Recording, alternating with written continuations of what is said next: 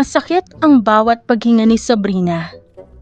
Ang huling naaalala niya ay ang marahas na paghampas ng alon sa gilid ng kanyang sinasakyang bangka at ang nakabibinging dagundong ng langit. Pagkatapos niyon, puro kadiliman na.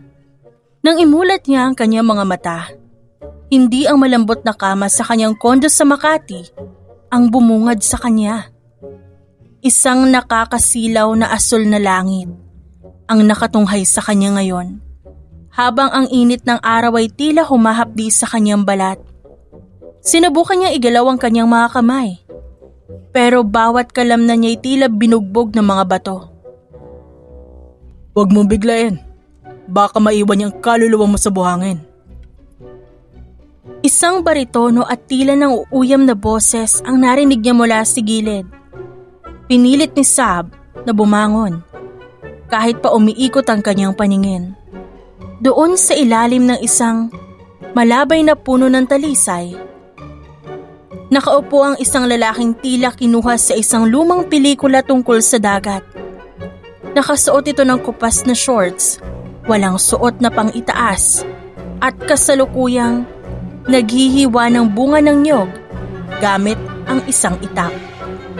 "Nasaan ako?" tanong ni Sab. Halos hindi lumabas ang boses niya sa sobrang pagkatuyo ng kanyang lalamunan. Napatingin siya sa buhangin.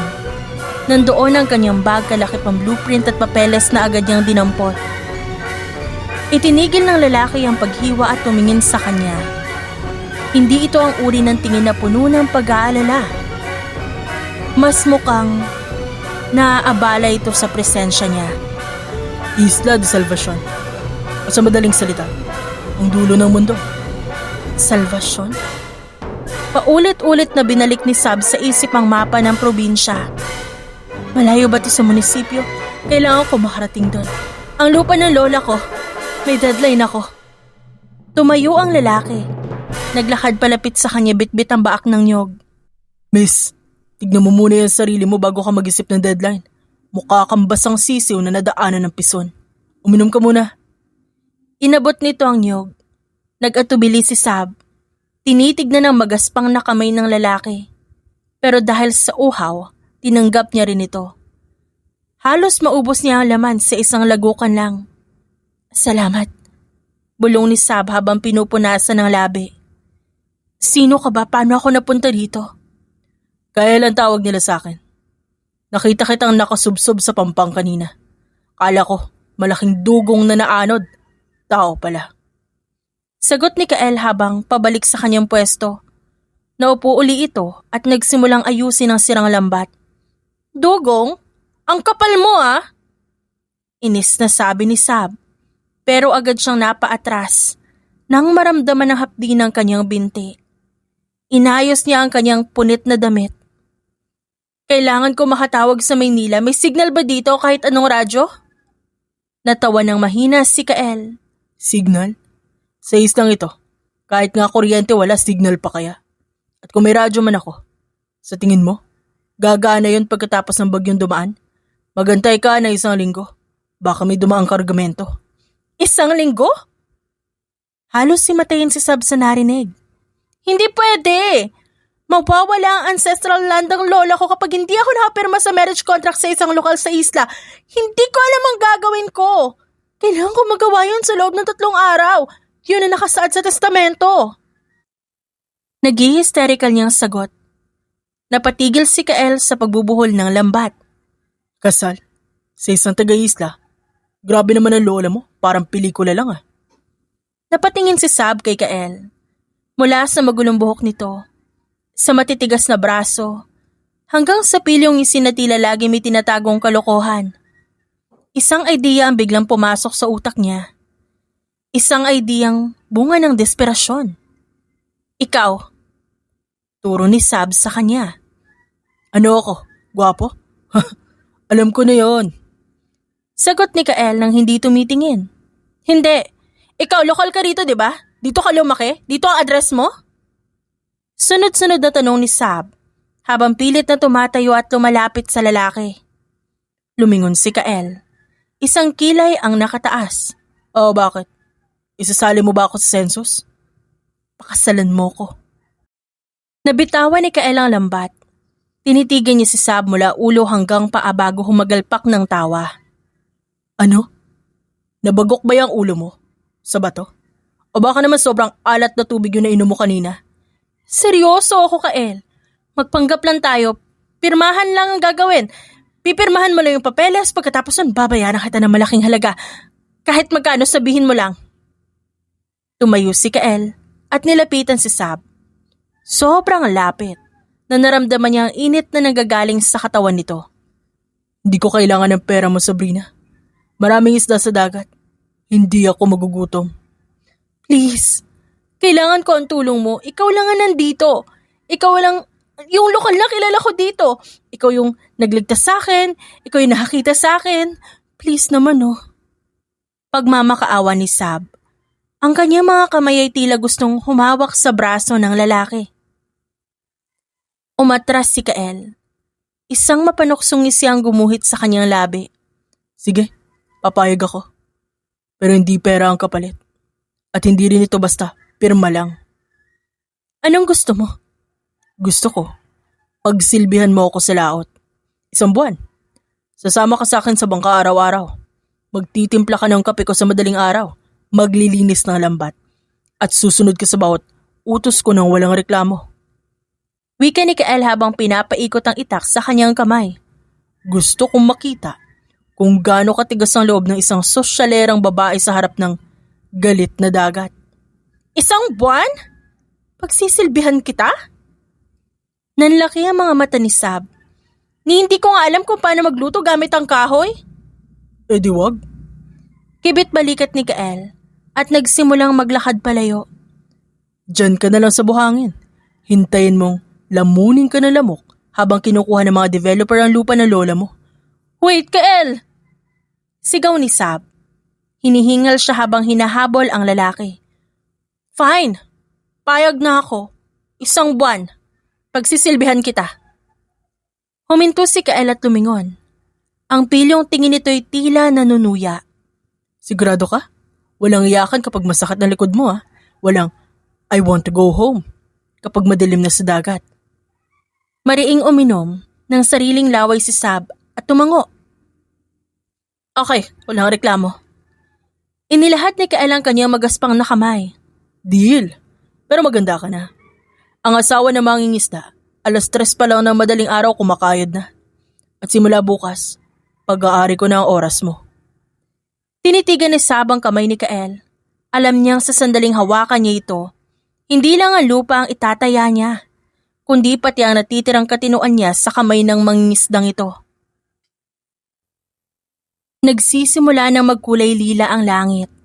Hudyat na ang gabi mabilis na lalamunin ang Isla de Salvacion. Sumusunod si Sabrina sa bawat takbang ni Kael habang tinatahak nila ang isang makitid na daan patungo sa kakahuyan. Puno ng mga tuyong dahon at nakausling ugat ng puno ang dinadaanan nila. Dahilan para ilang beses na muntik nang mawala ng balanse si Sab. Hoy! Dahan-dahan naman! Reklamo niya habang hawak ang kanyang laylayan. Saan ba tayo pupunta? Sabi mo sa kubo mo. Pero parang papunta na tayo sa kuta ng mga rebelde. Tumigil si Kael sa paglalakad at lumingon. Bahagyang tumama ang huling sinag ng araw sa kanyang pilyong muka. Rebelde agad? Takot ka ba sa dilim? Kala ko ba matapang ka? Huwag kang mag-alala, malapit na tayo. At pakibilisan, baka maunahan pa tayo ng mga lamok sa hapunan. Ilang sandali pa tumambad sa kanila ang isang maliit na kubo na nakatungtong sa mga poste ng kawayan. Simple lang ito, may bubong na nipa at maliit na balkonahe na nakaharap sa dagat. Sa tabi nito may isang lumang balon at tumpok ng mga panggatong. Dito? Tanong ni Sab, tila hindi makapaniwala. Dito ka nakatira? Bakit? Inaasahan mo ba na may aircon at elevator dito? Pumasok ka na, huwag mo na hintayin lamigin ka dyan sa labas. Dahan-dahang pumasok si Sab. Ang kubo ay amoy tuyong dahon at dagat. May isang maliit na mesa sa gitna, isang papag na may manipis na banig, at mga nakasabit na kagamitan sa pangingisda. Kumuha si Kael ng isang lamparang gasera at sinindihan ito. Ang liwanag ay dahan-dahang kumalat sa paligid. Doon ka sa papag. Turo ni Kael sa kaisa-isahang higaan. Ikaw, saan ka matutulog? Dito ako sa sahig. Mas sanay ako dito. Sagot ni Kael habang naglalakad patungo sa isang sulok para kumuha ng kumot. Pero bago ka humiga, may kailangan tayong ayusin. Sabi mo, handa ka sa kahit anong utos, di ba? Lumapit si Kael sa mesa at binabaroon na isang balde ng tubig at isang pirasong sabon na halatang gamit na. Magugas ka muna. Pagkatapos ayusin mo yung lambat na nandun sa may labas ng pintuan. Kailangan natin gamitin yan bukas. Ngayon na? Pero gabi na, Kael. Pagod na ako at wala akong makita. Walang ayoko sa dagat, Sabrina. Nakalimutan mo na ba yung deal natin? Lumapit sa kanya si Kael. Sapat para makita niya ang seryosong ningning sa mga mata nito sa ilalim ng liwanag ng gasera. Kung gusto mo mag-iasawa na isang lokal, kailangan matuto ka magtrabaho, kahit madilim. O gusto mo bang iwan ko yung kontrata natin dito? Napabuntong hininga si Sab. Kinuha niya ang balde at lumabas sa maliit na balkonahe. Habang naguhugas siya ng muka, naramdaman niya ang hapdi ng tubig sa kanyang mga galos. Tumingin siya sa malawak na karagatan na ngayon ay madilim na at puno ng misteryo. Pagpasok niya uli, nakahiga na si Kael sa sahig. Nakapatong ang isang braso sa noo.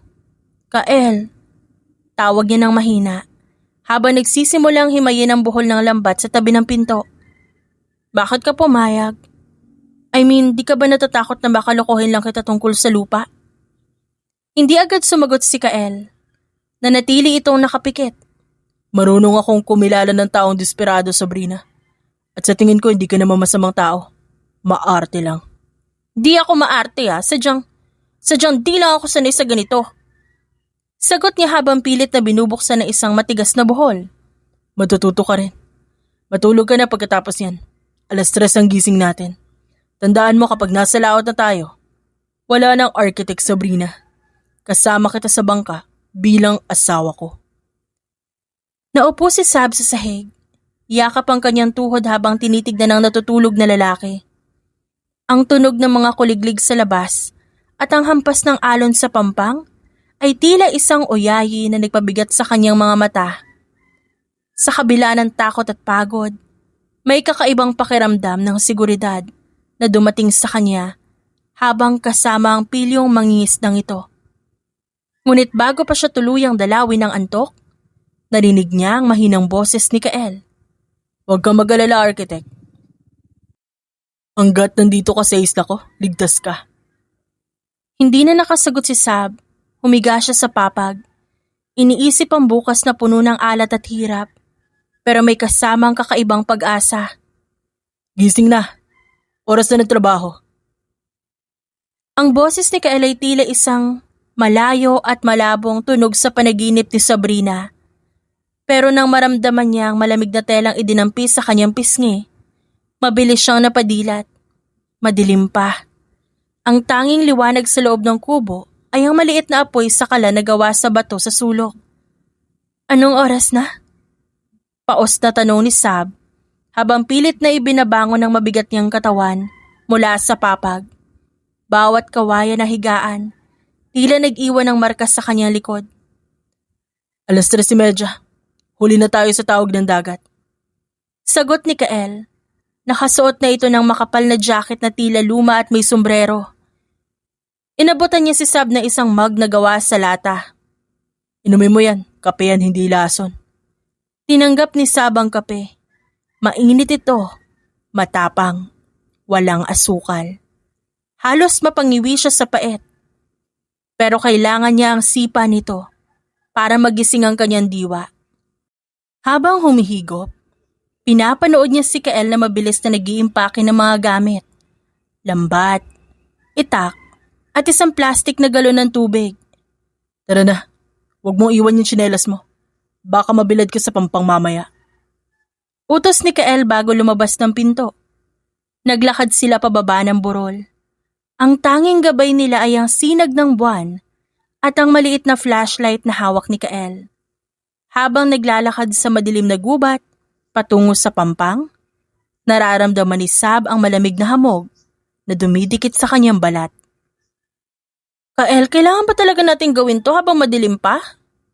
Tanong ni Sab, habang pilit na iniiwasan ng madulas na ugat ng puno. Ang isda, Sabrina, hindi naghihintay sa sikat ng araw.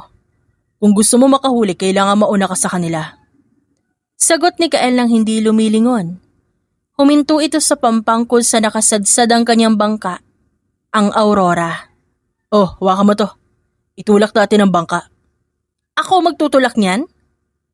Nanlaki ang mga mata ni Sab habang nakatingin sa malaking kahoy na bangka. Sino pa ba? May nakikita ka pa bang ibang tao dito? Sa bilang ng 3 ah. 1, 2, 3. Napangiwi si Sab habang tinutulak ang bangka gamit ang kanyang buong puwersa. Naramdaman niya ang pagkiskis ng buhangin sa kanyang paa at ang bigat ng kahoy. Sa wakas lumutang ang bangka sa mababaw na tubig. Sakay! Sumampa si Sab. Bahagyang nabasa ang laylayan ng suot na damit. Umupo siya sa gitna habang si Kael naman pumwesto sa makina. Isang malakas na hila sa lubid at binalot ng ingay ng makina ang katahimikan ng madaling araw. Habang lumalayo sila sa pampang, nagsimulang magbago ang paligid. Ang dilim ay unti-unting napapalitan ng kulay abo. Ang hangin sa gitna ng dagat ay mas matalim at mas maalat. Dito tayo. Sigaw ni Kael para malunod ang ingay ng makina. Pinatay niya ang motor at hinayaan ang bangka na magpaanod-anod. Kunin mo yung lambat sa ilalim na upuan mo. Inabot ni Sab ang lambat. Mabigat ito at mamasama-masa pa. Nung gagawin ko dito? Ihuhulog mo. Dahan-dahan lang. Dapat pantay ang pagkakaladlad. Kapag nararamdaman mo bumigat, sabihin mo sa akin. Nagsimulang magtrabaho si Sab. Ang kanya mga kamay na dati puro ballpen at tablet ang hawak, unti-unting napupuno ng amoy ng lansa. Habang nakayuko siya at naguhulog ng lambat, napansin niya ang pagbabago sa langit. Ang ulong bahagi ay abot-tanaw na nagkukulay kahel at rosas. Ang ganda! Bulong ni Sab at nakalimutan sandali ang pagod. Ganyan talaga ang dagat. Maganda pero mapanganib. Sabi ni Kael. Nakasandal ito sa gilid ng bangka. Pinagmamasdan siya. Parang ikaw. Maganda. Pero mukhang maraming tinatagong tinik. Tinik? Hindi ako mapanganib, Kael. Desperada lang ako. May pagkakaiba yun. Sa tingin mo ba, sapat ng pagpapakasal sa akin para may salba ang lupa niyo? Tanong ni Kael, seryoso na ang tono ng boses. Paano kung pagdating natin sa munisipyo hindi sila maniwala? Paano kung sabihin nilang hindi sapat ang isang mangingisda sa isang arkitektong tulad mo? Napatigil si Sab sa paghila ng lambat. Gagawin natin kapanipaniwala kaya nga ako nandito, 'di ba? Para matutunan yung buhay mo. Para kapag tinanong nila ako, alam ko kung paano gumising. Paano ka mag-asikaso? Paano ka kumain? Paano ka magmahal sa dagat? 'Di ba? Isang sandali ng katahimikan ang namagitan sa kanila. Tanging ang hampas ng tubig sa gilid ng bangka ang maririnig. Tinitigan ni Kael si Sab. Sa unang pagkakataon, walang pilyong ngisi sa kanyang labi. May kung anong lalim sa kanyang mga mata na hindi maipaliwanag ni Sab. Maganda ka. Bumibigat na ang lambat. Biglang bawi ni Kael sabay tayo. Hila na. Gamitin mo yung braso mo. Huwag lang yung ganda-ganda dyan. Nabalik sa realidad si Sab. Buong pwersa niya hinila ang lambat kasabay ni Kael. Ang bawat hatak, tila humahapdi sa kanyang palad, pero hindi siya sumuko. Nang sa wakas na iangat nila yon, bumungad sa kanila ang naglulundagang mga isda. Nagniningning sa ilalim ng sumisikat na araw. Nakakuha tayo, Kael, tignan mo! Masayang tili ni Sab. Nakalimutan na ang kanyang poise. Tumawa si Kael. Isang tunay at malutong na tawa. Sabi sa'yo may swerte ka rin pala sa dugo. O paano asawa ko? Marunong ka bang maglinis niyan? Kasi yan ang agahan natin. Nawala ang ngiti ni Sab. Tiningnan niya ang mga isdang gumagalaw pa sa sahig ng bangka. Kailangan ko ba talagang hawakan yan habang buhay pa sila? Of course. Part yan ng job description. Huwag kang mag-alala, tuturuan kita. Pero pagkatapos natin kumain, lilipat tayo sa kabilang bahagi ng isla. May kailangan ako i-check doon. Ano yun? Wala. May mga bisita lang na minsan hindi imbitado. Maikling sagot ni Kael habang muling binubuhay ang makina. Habang bumabalik sila sa Pampang, nakatitig lang si Sab sa likod ni Kael. Marami siyang gusto itanong tungkol sa mga peklat sa likod nito. Tungkol sa kung bakit siya mag-isang nakatira sa isla. At tungkol sa kung bakit pakiramdam niya, hindi lang ito isang simpleng mangingisda. Pero sa ngayon, sapat na ang init ng araw at ang tagumpay ng kanilang unang huli. Lumipas ang 2 hanggang 3 linggo na ang tanging orasan ni Sabrina ay ang pagtaas at pagbaba ng tubig sa Pampang. Ang mga kamay niya na dati selyado ng mamahaling lotion, tanging mga kristal at mamahalin ang hinahawakan, ngayon, puno ng tuyong paltos, kalyo, bakas ng sunog ng araw. Pero nakapagtataka, hindi na siya nagrereklamo. Isang hapon, habang kasalukuyan silang naglalakad sa batuhan sa gilid ng isla, bitbit ni Sab ang 2 plastik na galon ng tubig habang si Kael, pasa ng isang sako ng huli. Huminto si Sab sa isang malinaw na rock pool para punasan ng pawis sa kanyang noo. Nakita niya ang sariling refleksyon sa tubig. Ibang-iba na itsura ko. Bulong niya sa sarili. Ang kanyang balat ay naging bronze. Ang kanyang buhok ay may mga hibla ng ginto dahil sa babad sa araw. At ang kanyang mga matay tila naging mas matalas. Kung makikita ako ng mga kasama ko sa opisina sa Makati, baka isipin nilang nabaliw ako dito kaya nag-iisang castaway sa pelikula. Naupo si Kael sa isang malapad na bato sa itaas. Inilabas ang kanyang itak para buksan ang isang dalang buko. Bakit? Dahil ba nalaman nilang kaya mong mabuhay ng walang kuryente at mamahaling kape? Sa tingin mo, mas pangit ka na niyan? Napaangat ang tingin ni Sab at bahagyang ngumiti. Di naman. Pero doon kasi sa Maynila, ang halaga mo nasusukat ng lisensya mo, sa suot mong brand, at sa kung gaano kalaki yung kliyente mo. Dito ang halaga ko kung gaano ako kabilis magbalat ng isda at makapaghila ng lambat. At least dito, totoo ka. Walang makeup, walang presentasyon. Sa 1 linggo na lang, Sabrina. 1 linggo na lang at aalis na tayo rito para hanapin yung sinasabi mong kalaban sa lupa nyo. Natahimik si Sab habang umiinom ng sabaw ng buko. Napansin niya ang pagbabago sa tono ni Kael nitong mga nakaraang araw. Habang papalapit ang kanilang pag-alis, nagiging mas mailap ang lalaki. Madalas itong humihinto sa gitna ng paglalakad para makinig sa paligid. O kaya'y tumatambay sa pinakamataas na bahagi ng isla at may hawak na binoculars. Kael, may tatanong ako. 1 buwan na halos ako nandito pero wala ka nababanggit tungkol sa pamilya mo? Yung mga gamit sa kubo, yung mapa na nakita ko sa ilalim ng papag kagabi, hindi yun mapa na isang simpleng mangingisda.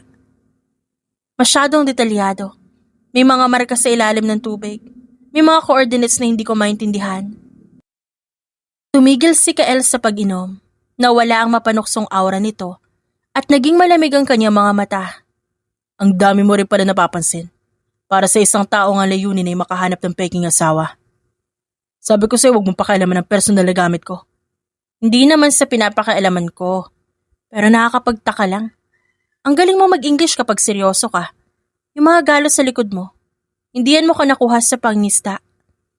Nakakita na ako ng mga sugat sa ospital na maaksidente ako. Yung mga peklat mo, mukhang galing sa pagsasanay o sa labanan. Tumayo si Kael at isinabit ang sako sa kanyang balikat ng marahas. Ang dagat, maraming tinatago, Sabrina. Ganon din ang mga tao nakatira dito. Mas mabuti kung nga alam mo sa akin na yung pangalan ko. At ang katotohanan ako ang tiket mo para maisalba ang lupa nyo. Ba't kailangan laging may pader, Kael? Magpapanggap tayo mag-asawa, di ba? Paano kung tanungin ako ng kamag-anak ko tungkol sa'yo? Ano ang isasagot ko?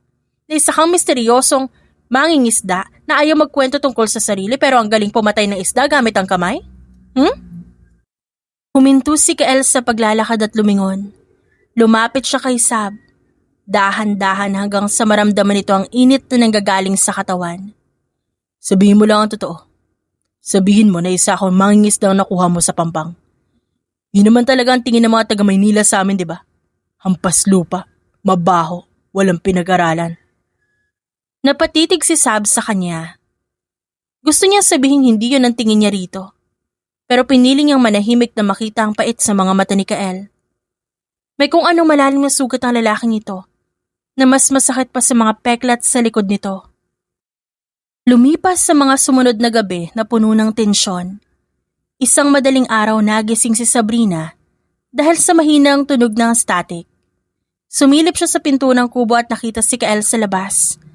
Nakatalikod at may hawak na isang handheld radio na mukhang pang militar. Negative. Alpha 6 is still on site. Keep the perimeter tight. Mahinang bulong ni Kael sa radyo. Biglang tumibok ang puso ni Sab nang mabilis. Bago pa man siya makagawa ng ingay, mabilis na itinago ni Kael ang radyo at lumingon sa kanya. Sa dilim ang kanyang mga matay parang isang maninila, handang umatake. Ba't kagising? Tanong ni Kael. Wala ang pilyong tono. Pinalitan ito na isang otoridad na nakakakilabot.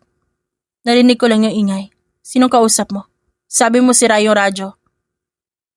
Lumapit si Kael sa kanya at hinawakan siya sa magkabilang balikat. Hindi masakit, pero mahigpit. Sabrina, makinig ka. Aalis na tayo dito sa Makalawa. May mga balita akong nakuha. May mga taong papalapit sa Isla de Salvacion. Mga taong delikado kaysa sa mga developer na kinatatakutan mo. Sino sila? Anong kinalaman nila sa lupa ko? Sa ngayon, isipin mo na lang na kailangan natin magbadali. Pagdating natin sa Manila, kailangan mo umarte na parang normal lang ang lahat. I'll play the part of the clueless fisherman you met here. Pero sa oras na maramdaman mong may mali, huwag kang lalayo sa akin. Kael, sino ka ba talaga? Tanong ni Sab. Nanginginig na ang boses. Binitawan ni Kael ang kanyang balikat at bahagyang ngumiti. Pero hindi umabot sa kanyang mga mata. Ako ang asawa mo, di ba? Yun ang kontrata natin, matulog ka na. Nang gabing yun, hindi na nakatulog si Sab. Habang pinapanood niya si Kael na muling nag-aayos ng kagamitan sa labas, napagtanto niya ang lalaking pinagkakatiwalaan niya ng kanyang kinabukasan ay ang pinakamalaking misteryo sa buhay niya. 2 araw na lang ang natitira bago ang nakatakdang pag-alis nila sa Isla de Salvacion. Ang tensyong dala ng misteryosong kilos ni Kael kagabi, unti-unting napapalitan ng isang kakaibang uri ng katahimikan. Isang katahimikang hindi nakakabingi, kundi tila nagbibigay ng pagkakataon para sa mga bagay na hindi nila masabi ng direkta. Dahil nasanay na ang katawan ni Sabrina magising ng maaga, lumabas siya sa kubo at natagpuan si Kael sa Pampang. Hindi ito nag-aayos ng lambat gaya ng dati. Nakaupo lang ito sa buhanginan, nakatingin sa abot tanaw, habang ang huling sinag ng buwan ay unti-unting nilalamon ng bukang liwayway. Di ka ba nakatulog dahil sa kaba, architect? Tanong ni Kael, nang hindi tumitingin sa kanya. Ramdam ni Sab ang bahagyang paglambot ng boses nito. Malayo sa otoridad na narinig niya noong nakaraang gabi. Naupo si Sab sa tabi nito. Sapat ang layo para hindi magdikit ang kanilang mga balikat, pero sapat ang lapit para maramdaman niya ang init ng lalaki. Iniisip ko lang kung paano ko ipapaliwanag sa mga tao na ang mapapangasawa ko ay isang mangingisdang mahilig mangasar. Tumawa si Kael ng mahina at malalim na tunog. Sabihin mo na lang wala kang choice. Dahil ako ay nakapulot sa'yo sa Pampang. Mas kapani-paniwala pa yon. Kael, seryoso ako. Salamat. Alam ko mahirap yung hiling ko. Alam ko may sarili kang buhay dito na naistorbo ko. Lumingon si Kael sa kanya. Sa unang pagkakataon, hinayaan niyang magtagpo ang kanilang mga mata ng matagal. Hindi mo naistorbo ang buhay ko, Sabrina. Sa katunayan, matagal na masyadong tahimik ang istang ito. Minsan kailangan din ng konting gulo para malaman mong gising ka pa pala. Sa huling 2 araw na yon, tila nagkaroon ng kasunduan ng dalawa na isang tabi muna ang lihim. Tinuruan ni Kael si Sab na manghuli ng maliliit na alimango sa siwang ng mga bato. At sa bawat pagkakataon, nadudulas si Sab. Laging nandun ang kamay ni Kael para sumalo. Isang beses habang naglalakad sila pabalik sa kubo, bitbit ang kanilang huli. Biglang umulan ng malakas. Ang tipikal na biglaang ulan sa gitna ng dagat. Takbo! Sigaw ni Kael habang hinihila ang kamay ni Sab. Nagtago sila sa ilalim ng isang malaking kuweba sa gilid ng dalampasigan. Hingal na hingal si Sab. Basang-basa ang kanyang puting polo shirt. Si Kael ay tumatawa habang pinupunasan na muka. Ano nakakatawa? Inis na tanong ni Sab, bagaman may ngiti rin sa kanyang labi. Wala, naalala ko lang yung unang araw mo dito. Kulang na lang, mag-spray ka ng disinfectant sa paligid mo. Lumapit siya kay Sab at kinuha ang panyo sa kanyang bulsa para tuyuin ang noo ng dalaga. Napatigil si Sab. Ang distansya sa pagitan nila ay biglang naglaho. Amoy ulan, amoy dagat, amoy ng isang lalaking naging sandigan niya sa loob ng halos isang buwan. Yun ang bumalot sa kanyang pandama. Hindi umiwas si Sab. Hinayaan niya ang mga daliri ni Kael na humaplos sa kanyang balat. Kael, bulong ni Sab. Huwag kang titingin ng ganyan, Sabrina. Baka makalimutan ko na may kontrata tayo. Paano kung ayaw ko nang alalahanin ang kontrata? Isang matagal na katahimikan ang namagitan sa kanila. Tanging ang tunog ng ulan sa labas ang maririnig. Akmang lalapit pa sana si Kael nang biglang tumunog ang radyo sa kanyang bag. Ang static na yon, tila malamig na tubig na nagpabalik sa kanila sa realidad. Mabilis na lumayo si Kael at kinuha ang radyo. Ang pilyong mangingisda ay agad naglaho. Pinalitan ng isang lalaking tila handa sa gera. Tumalikod siya kay Sab para sagutin ang tawag pero sapat na ang narinig ni Sab para kabahan. Copy. Alis kami. Make sure the perimeter is clear. Maikling sabi ni Kael bago pinatay ang radyo. Humarap siya kay Sab. Ang kanyang mukha ay seryoso at walang emosyon. Mag-impake ka na. Hindi na tayo maghihintay na makalawa. Aalis tayo bukas sa madaling araw.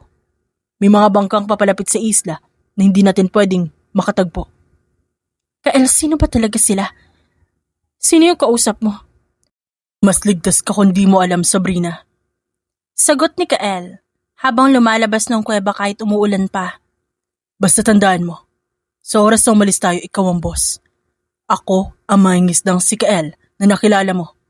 Wala kang ibang alam tungkol sa akin, maliwanag? Tumango si Sab. Kahit na ang puso niya'y tila pinipiga, ang tamis ng sandali kanina biglang naging maalat. Habang naglalakad sila pabalik sa kubo sa gitna ng ulan, naramdaman ni Sab na ang pagpapanggap nila magiging mas mahirap kaysa sa inakala niya. Paano niya itatago ang nararamdaman niya kung sa bawat sulyap ni Kael, tila may ibang tao siyang nakikita? Nang gabing yun hindi nakatulog si Sab. Pinanood niya si Kael mula sa papag habang ang lalaki ay abala sa paglilinis ng kagamitan sa ilalim ng gasera. Alam ni Sab na sa pag-alis nila sa Isla de Salvacion, iiwan nila ang payapang buhay na ito. Ang susunod nilang hantungan ay ang Isla de Oro, kung saan naghihintay ang mga mapanuring mata ng kanyang pamilya. Ang panunuya ni Monica at ang katotohanang baka ang mangingisdang minamahal niya ay isang estrangherong hindi niya kailanman lubos na makikilala. Kael, tawag niya bago ipikit ang mga mata. Oh, Sana pagdating sa lugar namin, kahit anong mangyari, totoo pa rin yung kape na tinitimpla mo para sa akin. Narinig ni Sab ang mahinang tawa ni Kael sa dilim. mas masarap ang kape sa Manila, architect. Pero sige, ako pa rin ang magtitimpla para sa'yo. Sa gitna ng kaba, ang simpleng pangakong yun ang naging sandigan ni Sabrina bago tuluyang lamunin ng antok para sa kanilang huling gabi sa isla. Madilim pa nang maramdaman ni Sabrina ang marahang pagyugyug sa kanyang balikat.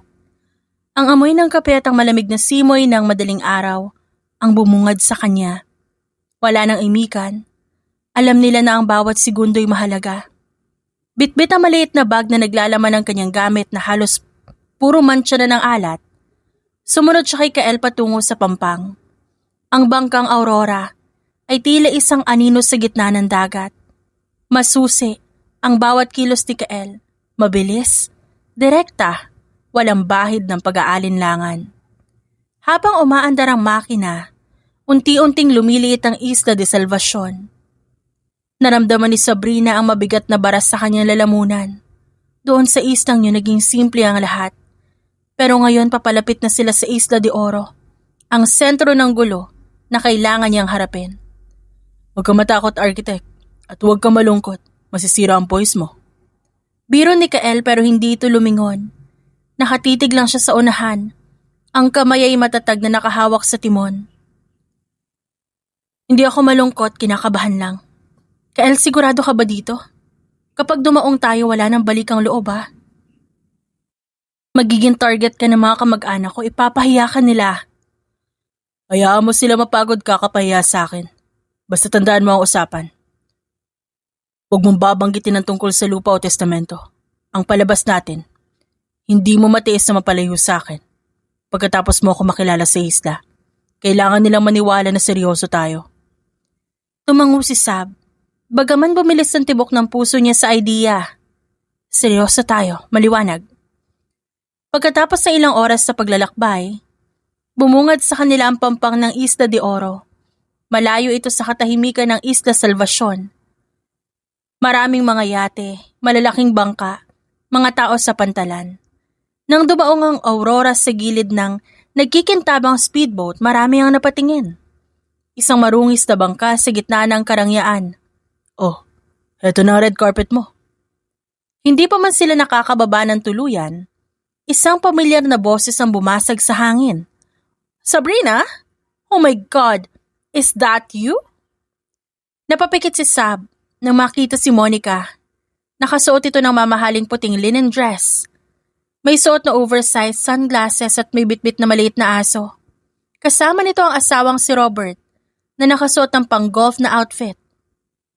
Monica, tipid na bati ni Sab habang bumababa ng bangka. Ramdam niya lagkit ng buhangin sa kanyang balat kumpara sa kintab ng kanyang pinsan. Sa kagaling, halos isang buwan kang nawala. Sabi ni Robert na missing daw yung boat mo sa storm. At sino? Oh, ano yan? Sabi ni Monica pero ang mga matay mabilis na lumipat sa lalaking kasunod ni Sab. Lumapit si Kael bitbit ang sako ng huli at ang lumang jacket. Nagmukha siyang hamak na mangingisda sa tabi ng mga ito. Ngunit bago pa man makapagsalita si Monica, ginawa ni Sab ang inasahan ng lahat. Hinawakan niya ang kamay ni Kael at ininterlace ang kanilang mga daliri. Ramdam niya ang bahagyang pagkabigla sa kalamnan ni Kael, pero hindi ito bumitaw. Monica, Robert, meet Kael. Pagpapakilala ni Sabrina, ang boses ay puno ng tamis na tila ba totoo. Siya ang nagligtas sa akin. Kundi dahil sa kanya baka wala na ako dito. Siya ang dahilan kung ba't gusto ko na manatili sa islang to habang buhay. Napatulala si Monica. Ang kanyang bibigay bahagyang bumukas. What do you mean manatili? Sabrina, don't tell me. Kael and I are together, Monica. Nahanap ko sa kanya, hindi ko nahanap sa Manila. We're planning to get married as soon as possible. Isang malakas at nakakainsultong tawa ang pinakawalan ni Monica. Married? To him?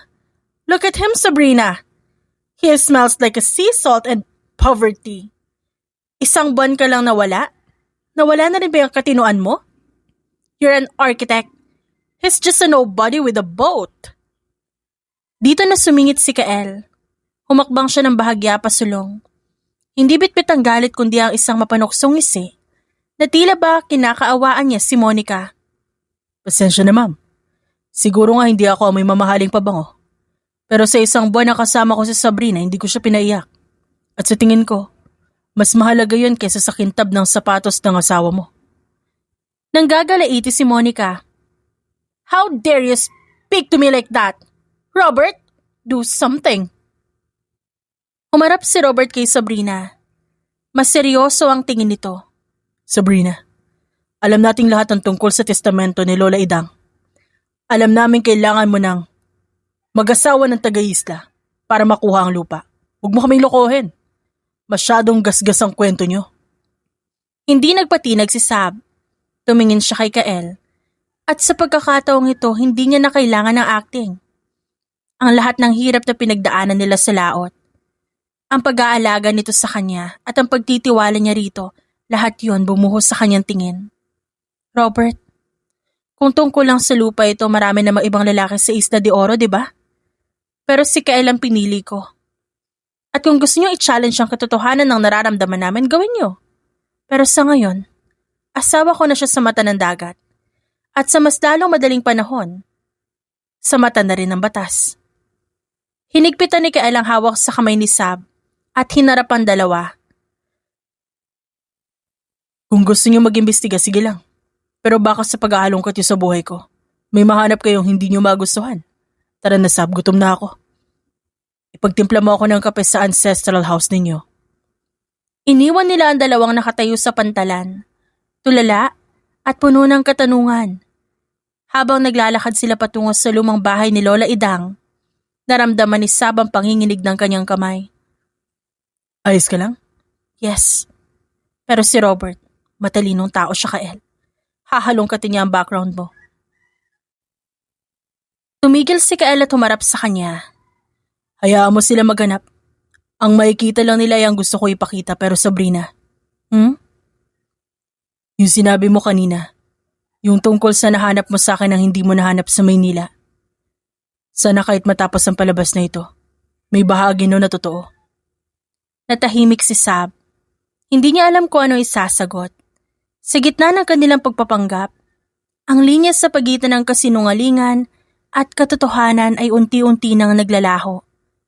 Pumasok sila sa ancestral house kung saan ang bawat sulok ay amoy nakaraan.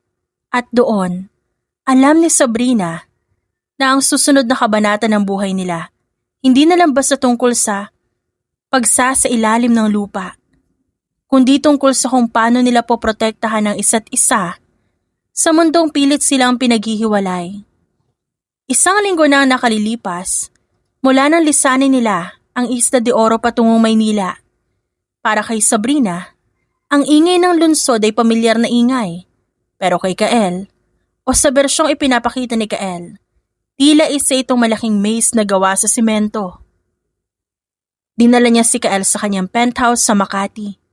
Pagpasok pa lang sa elevator, napansinan ni Sab ang pagbabago sa kilos ni Kael. Hindi ito takot sa inaasahan niya. Sa halip si Kael ay tahimik, na nagmamasid, at ang mga mata ay mabilis na lumilipat sa floor indicator. Tila kinakalkula ang bawat tunog ng makina. Kael, welcome to the jungle.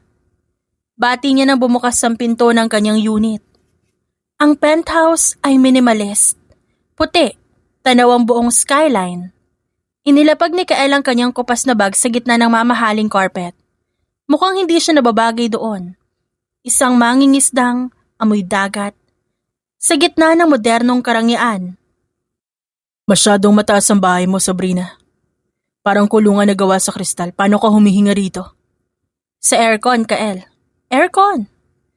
Biro ni Sab habang inilalapag ang kanyang susi. Kailangan natin mag-training. Ang gala sa Sabado na. Doon tayo muling huhusgahan ng pamilya ko. Pero bago yon, kailangan nating ayusin yung packaging mo.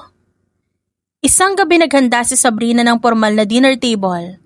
Gusto niyang maturuan si Kael kung paano humawak ng wine glass, gumamit na iba't ibang kubyertos, at kung ano-ano pa. Seryoso ba to, Sab? 3 ang tinidor? Kakain ba ako o mag-o-opera?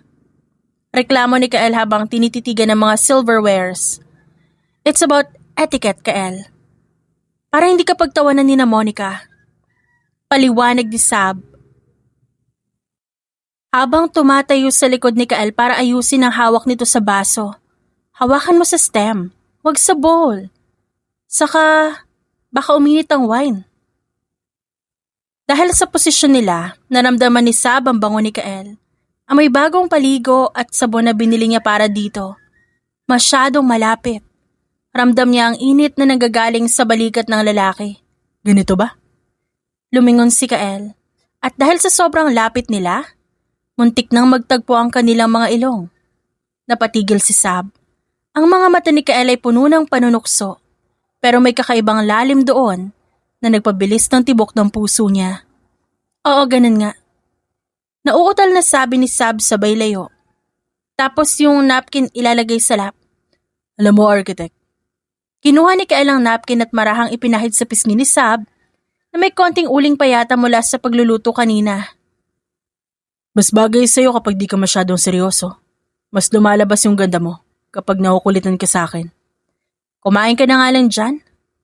Irap ni Sab pero hindi niya maitago ang pamumula ng kanyang pisngi. Kinabukasan, ang penthouse ay napuno ng paper bags mula sa mga mamahaling butik. Pinilit ni Sabrina na pasukatin kay Kael ang mga designer shirts at slacks. Sabi, hindi ako makahinga sa polo na to. Parang sinasakal ako ng tela. Saad ni Kael mula sa loob ng walk-in closet. Lumabas ka na dyan, titignan ko kung kasya. Nang bumukas ang pinto, tila tumigil ang paghinga ni Sab. Nakasuot si Kael ng isang navy blue na button-down shirt na sadyang bumabakat sa matitigas sa dibdib at balikat. Ang buhok nito'y magulo, pero maayos na nakahawi. Ano, mukha ba akong bodyguard mo? O mukha akong biktima ng Fashion Week? Biro ni Kael habang tinititigan ang sarili sa salamin. Lumapit si Sab at inayos ang kwelyo nito. Mukha ka ng disente. Masyadong disente. Biglang hinawakan ni Kael ang kamay ni Sab na nasa kwelyo niya. Sabrina, sa tingin mo ba? Maniniwala sila na ang isang tulad mo na magkakagusto sa isang mangingisdang tulad ko? Sa una hindi. Pero kapag nakilala ka nila, kapag nakita nila kung paano ka mag-alaga, baka maintindihan nila kung bakit. Bakit ano? Bakit hindi na lang ito basta pagpapanggap para sa akin? Pag-amin ni Sab at ang boses ay halos pabulong na lang. Sa sandaling yun nawala ang lahat ng asaran. Marahang inilapit ni Kael ang kanyang mukha kay Sabrina. Sa gitna ng penthouse na punong-puno ng material na bagay, tanging ang presensya ng isa't isa ang mahalaga. At doon bago pa man dumating ang gabi ng gala, isang matamis na halik ang nagsiklop ng kanilang nararamdaman. Isang halik na hindi kasama sa kontrata, pero siyang pinakatotoong bagay na nangyari sa kanila. I won't let them hurt you in that party, Sab. Kahit anong mangyari, kampi tayo. Kampi tayo. Sagot ni Sab habang yakap ng mahigpit ang lalaking naging sandigan niya sa gitna ng dagat at ngayon ay sa gitna rin ng magulong syudad. 2 gabi na lang bago ang nakatakdang gala, pero sa loob ng penthouse si Sabrina, tila tumigil ang oras para sa kanilang dalawa. Ang mga lessons sa etiquette at ang pag-aayos ng wardrobe ay naging dahilan na lamang para mas lalo silang magkalapit. Ang dating asara na may kasamang inisay na palitan ng tingin ng may kahulugan at mga hawak na hindi kailangang ipaliwanag. Isang gabi, naabutan ni Sabrina si Kael sa balkonahe, nakatingin sa malayo, sa mga ilaw ng syudad na tila mga bituin sa lupa. Hindi ito ang seryosong Kael na may hawak ng radyo. Ito si Kael na may malalim na iniisip. Di ka pa natutulog? Tanong ni Sab habang paunti-unting lumalapit. Bitbit ang 2 tasa ng tsokolate. Iniisip ko lang, kapag tapos na ang lahat ng ito, babalik ka na sa buhay mong ganito. Yung buhay na puno ng kintab. Minsan, nakakalimutan kong sa isla lang kita nakilala. Kael, kahit bumalik ako sa buhay ko na to, hindi ko makakalimutan yung mga buwan na kasama kita. Yung pait ng kape na timpla mo sa madaling araw, yung hirap ng paghila ng lambat, at yung pakiramdam na ligtas ako basta nandyan ka. Humarap si Kael sa kanya. Sa ilalim ng malamlam na ilaw na balkonahe, kitang-kita ni Sab ang emosyon sa mga mata nito. Sabrina, alam mong marami akong hindi nasasabi sa'yo. Pero gusto ko malaman mo na sa lahat ng misyong ginawa ko, sa lahat ng lugar na napuntahan ko, ikaw lang ang kaisa-isang pagkakamali na hinding-hindi ko pagsisisihan. Pagkakamali? Kunot noong tanong ni Sab. Ngumiti si Kael. Isang malungkot pero matamis na ngiti.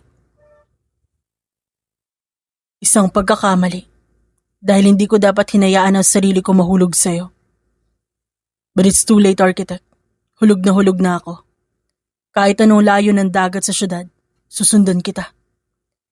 Hindi nakapag-isip pa si Sabrina. Inilapag niya ang tasa sa maliit na mesa at niyakap ng mahigpit si Kael. Isinubsob niya ang muka sa dibdib nito. Ninanam naman tibok ng puso ng lalaking naging mundo niya sa loob ng 1 buwan. Huwag kang bibitaw, Kael. Kinabukasan, habang naghahanda sila para sa huling rehearsal ng kanilang pagpapakilala, hindi na sila makapag-focus.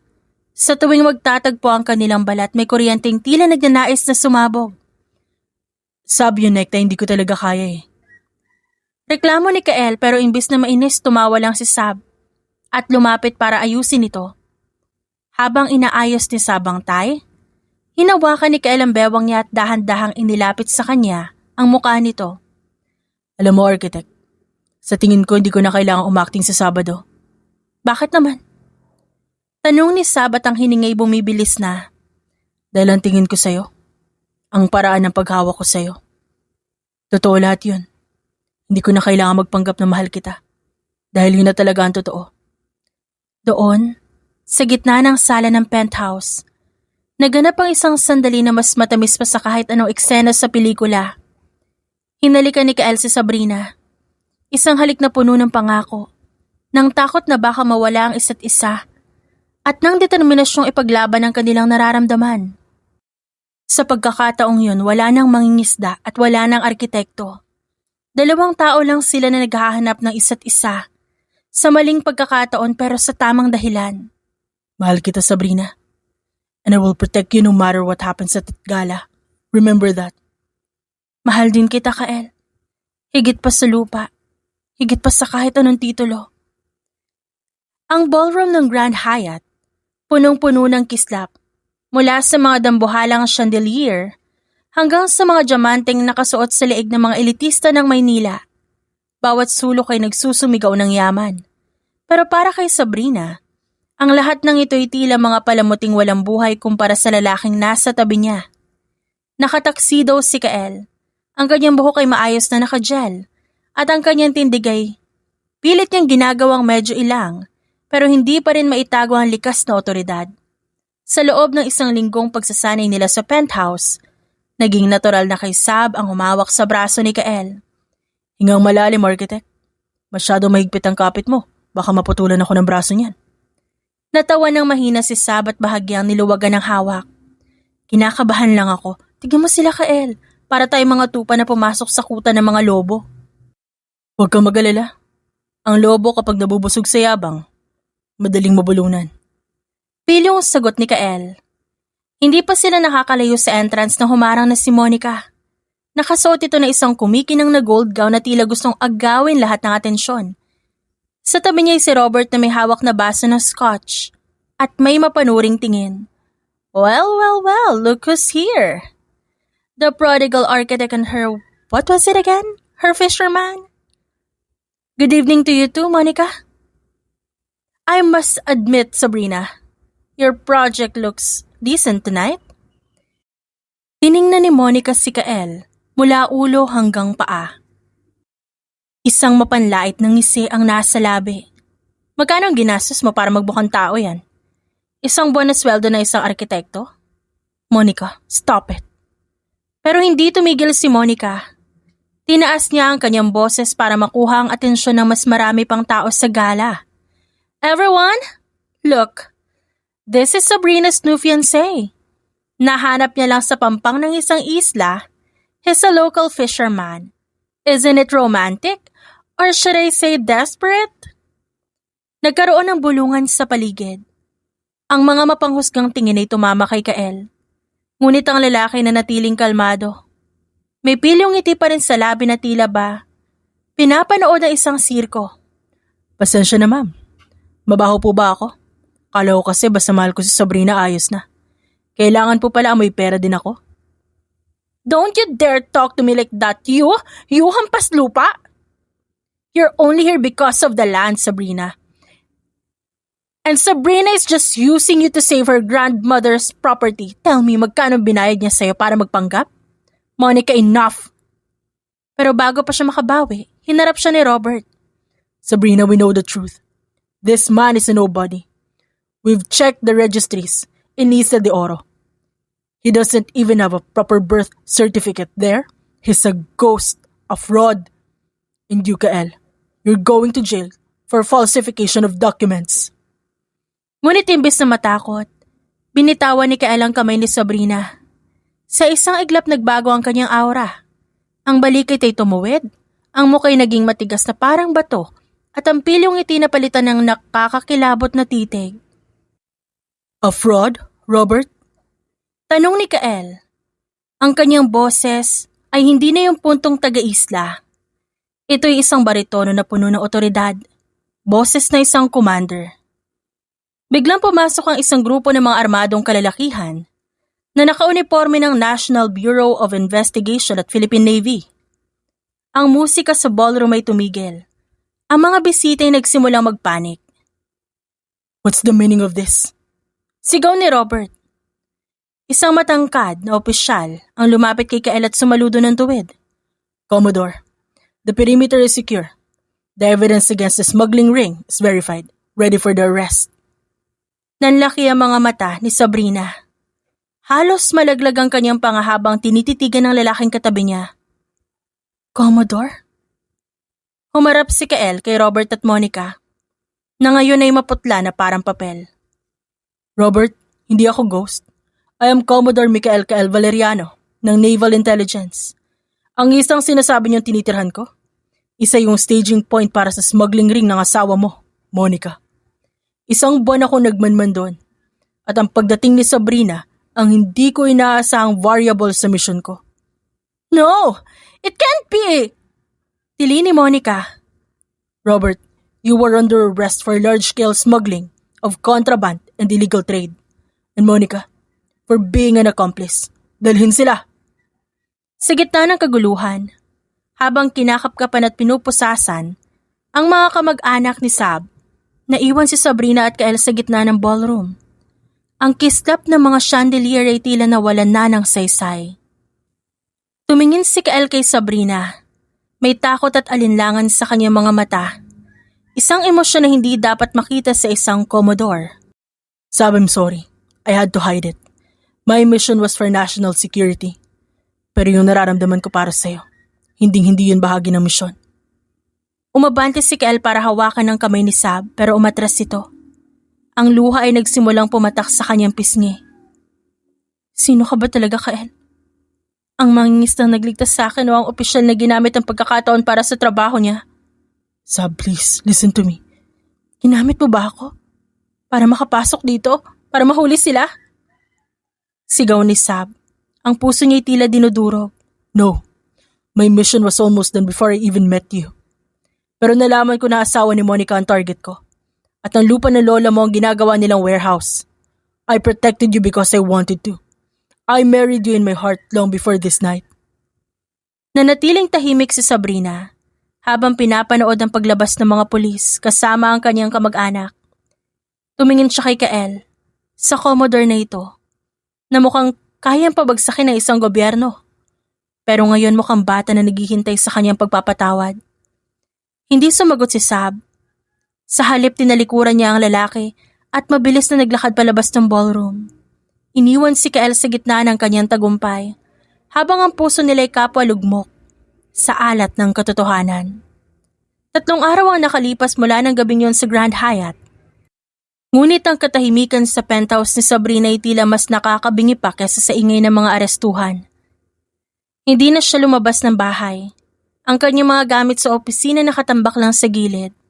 Ang tanging kasama niya ay ang amoy ng dagat na tila ayaw pa rin kumawala sa kanyang alaala.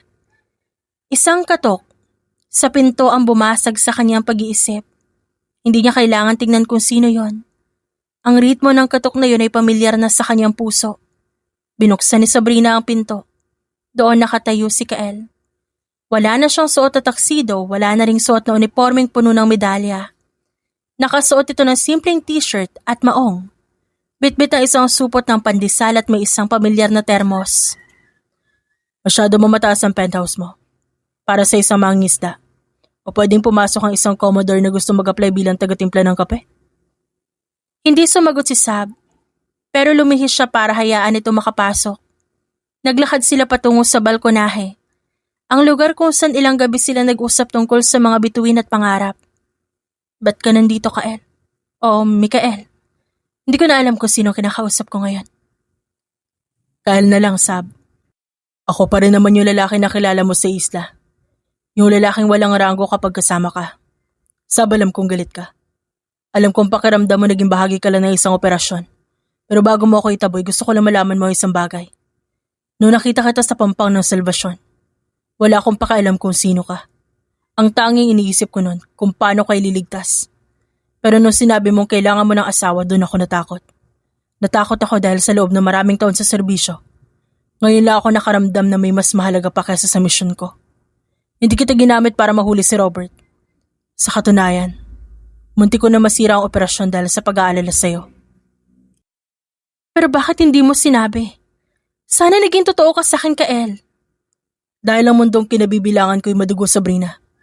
Ayaw kita maging target ng kahit sino man. Pero nagkamali ako. Akala ko mas mapoprotektahan kita kung di mo alam ang totoo. Pero nalaman ko na ang pinakamasakit na sugat na naibigay ko sa'yo. Hindi ang panganib, kundi ang pagdududa. Lumapit si Kael at hinawakan sa kamay si Sab. Ang Commodore na nakita mo sa gala ay trabaho ko lang yan. Pero ang Kael na nagdanakaw ng tingin sa'yo habang natutulog ka sa bangka. Ang Kael na handa makipag-away sa buong mundo para maisalba ang lupa ng lola mo.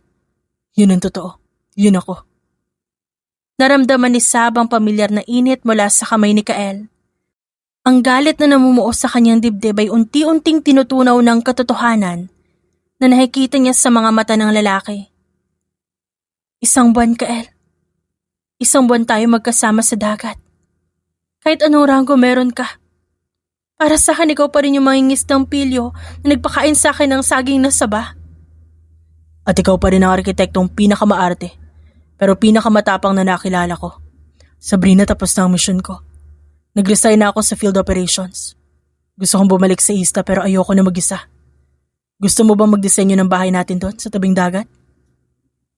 Huminga ng malalim si Sabrina. Isinandal ang kanyang ulo sa balikat ni Kael.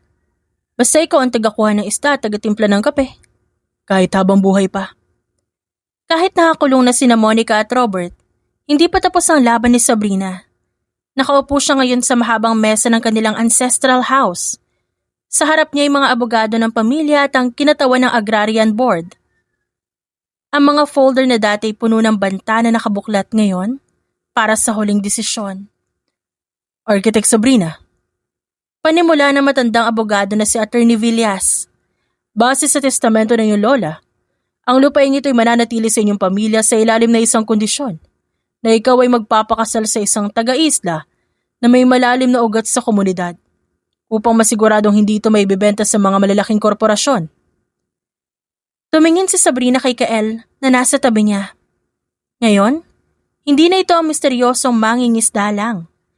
Hawak nito ang dokumentong nagpapatunay na ang pamilya Valeriano ay isa sa mga orihinal na naninirahan sa Isla de Salvacion bago pa man ito naging base ng militar.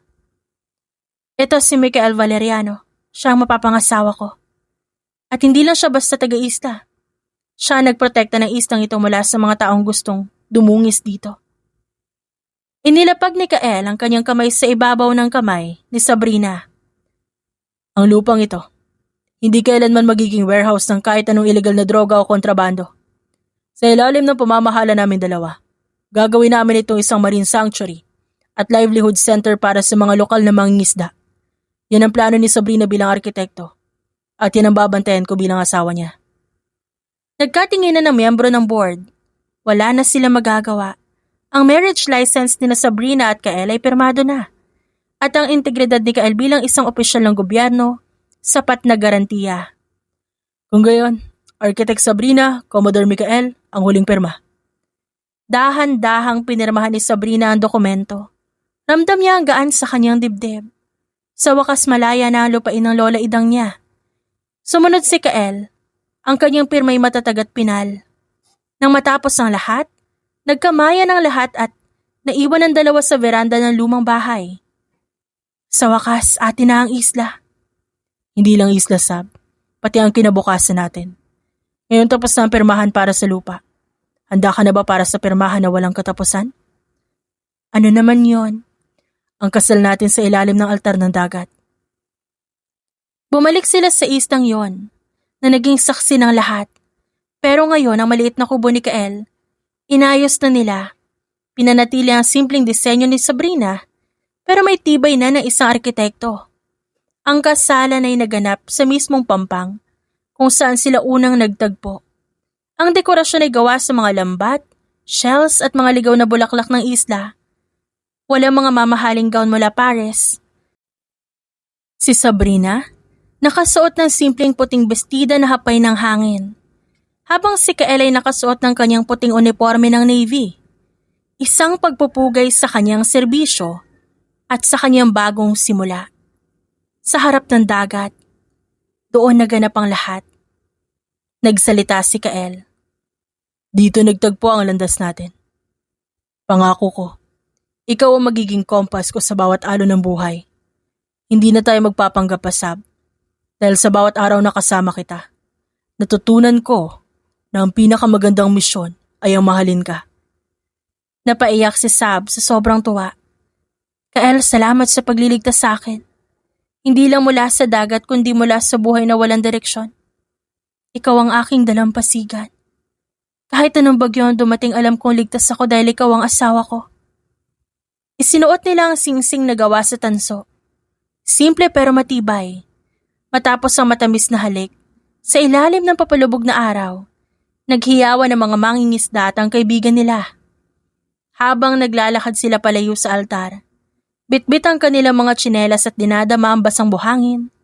Alam ni na Sabrina at Kael na ang kanilang kwento ay hindi tungkol sa yaman o titulo.